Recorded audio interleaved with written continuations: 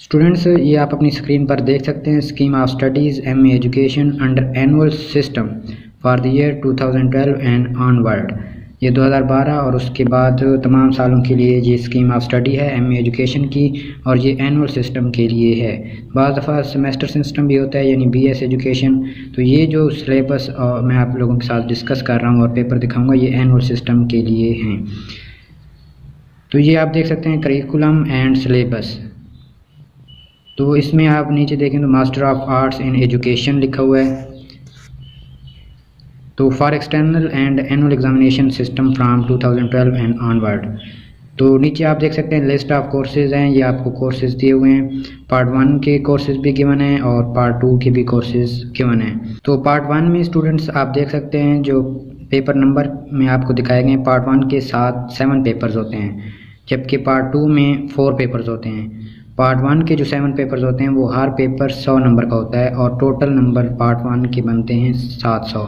और इस तरह पार्ट 2 में देखें तो 4 पेपर होते हैं और कुछ पेपर, एक पेपर 100 नंबर का है, बाकी पेपर 200 नंबर के हैं, तो इसके भी जो है बनते हैं 700 नंबर। तो पार्ट 1 और पार्ट 2 दोनों के 1400 नंबर बनते हैं। और आगे मैंने ब्लू पेन के साथ उनके कोर्स के जो कोड नंबर हैं वो भी लगा दिए गए हैं ताकि आपको समझने में आसानी हो।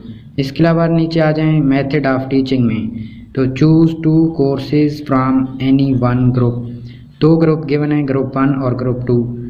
इन दोनों में से किसी एक ग्रुप से आप कोई से 2 कोर्सेज चूज़ कर सकते हैं, चाहे ग्रुप 1 से 2 कोर्सेज चूज़ करें, चाहे ग्रुप 2 से कोर्सेज चूज़ करें।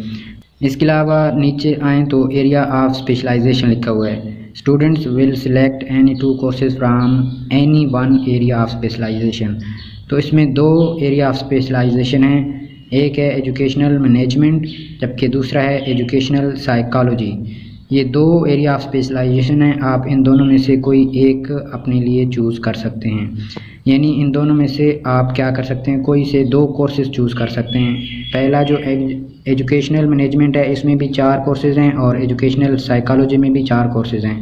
एजुकेशनल मैनेजमेंट में से आप चाहें तो 2 कोर्सेज चूज़ कर सकते हैं, या फिर आप चाहें तो एजुकेशनल साइकोलॉजी से 2 कोर्सेज चूज़ कर सकते हैं। इसके अलावा स्टूडेंट्स नीचे ये आप कंटेंट्स देख सकते हैं, इसमें आपको MA एजुकेशन का तमाम कंटेंट दिया हुआ है। और ये आप आएँ मज़ीद आगे तो ये आप देख सकते हैं फ़िलासफ़ी ऑफ एजुकेशन, ये कोर्स है। इस कोर्स के ऑब्जेक्ट्स आपको बताए हुए हैं। ऑब्जेक्ट्स के अलावा इस कोर्स में पढ़े जाने वाले टॉपिक्स जो हैं वो बताए हुए हैं, और टॉपिक्स के अलावा आपको इसमें इस कोर्स की रिकमेंडेड बुक्स भी बताई हुई हैं। स्टूडेंट्स, ये जितनी भी रिकमेंडेड बुक्स हैं, ऐसा नहीं है कि इस कोर्स के लिए ये आपने सारी ख़रीद लेनी है जो फ़िलासफ़ी ऑफ एजुकेशन है, बल्कि ये रिकमेंडेड है। इनमें से आप कोई एक बुक अपनी जो है इस कोर्स के लिए ख़रीद सकते हैं। इसी तरह हर कोर्स का कोर्स ऑब्जेक्ट्स भी बताए हुए हैं, उसके जो हैं टॉपिक्स भी बताए हुए हैं, उसकी रिकमेंडेड बुक्स भी बताई हुई हैं। तो ये एटलीस्ट 41 पेजेस हैं जिस पर हर कोर्स के टॉपिक्स, उसके ऑब्जेक्टिव्स और उसकी बुक्स, रिकमेंडेड बुक्स जो हैं वो बताई हुई हैं। तो बाकी मैं इसका लिंक डिस्क्रिप्शन में दे देता हूँ, आप उस लिंक पे क्लिक करके ये पूरा जो है scheme of study MA education की देख सकते हैं, इसको अच्छी तरह समझ सकते हैं। जो मेन चीज़ें थी वो मैंने आपके साथ डिस्कस कर दी, आपको बता दी। बाकी भी इसमें कोई समझने में मज़ीद मसला आपको आए तो आप कमेंट में फिर पूछ लीजिएगा। तो मज़ीद जो है इसकी डिटेल वो मैं वीडियो में नहीं बता सकता, इस तरह वीडियो बहुत लंबी हो जाएगी, इसलिए मैं इसका लिंक दे रहा हूँ डिस्क्रिप्शन में, वो आप चेक करके इस पूरी स्कीम ऑफ स्टडी को पढ़ सकते हैं और समझने की कोशिश करें। तो अभी आ जाते हैं इसके पास्ट पेपर्स के। स्टूडेंट्स, अगर पास्ट पेपर की बात की जाए तो ये आपके सामने पास्ट पेपर हैं MA एजुकेशन के। इसमें हर कोर्स का पेपर, सैम्पल पेपर जो है आपको गिवन है। तो इसमें पार्ट 1 के भी पेपर गिवन है और पार्ट 2 के भी गिवन है, और कोर्स कोड भी साथ गिवन है, और कोर्स टाइटल भी गिवन है जो, और ये फर्स्ट एनुअल 2015 के हैं।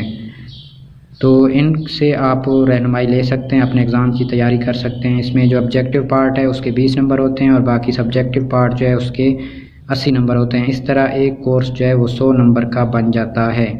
ऑब्जेक्टिव पार्ट में आपसे 20 MCQs पूछे जाते हैं और सब्जेक्टिव पार्ट में आप देख सकते हैं क्वेश्चन नंबर 2, 3, 4, 5, 6, 7 और 7 के आगे 2 पार्ट्स हैं, ए और बी। यानी सब्जेक्टिव पार्ट में आपसे 6 सवालात पूछे जाते हैं, ऑब्जेक्टिव में आपसे 20 MCQs पूछे जाते हैं।